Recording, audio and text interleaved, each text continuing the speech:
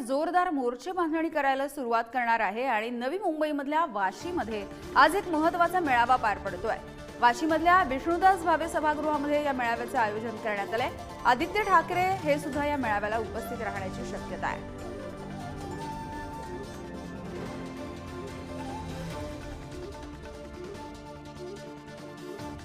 त्यामुळे विधानसभा निवडणुकांसाठी आता सगळेच पक्ष जोरदार तयारी करायला सगळ्यांनी सुरुवात केलेली आहे आणि त्यापैकीच आता ठाकरेंची शिवसेना सुद्धा मोर्चे बांधणी करताना दिसतेय आणि याच पार्श्वभूमीवरती ठाकरेंच्या शिवसेनेने आज मेळाव्याचे सुद्धा आयोजन नवी मुंबईमध्ये केले आहे।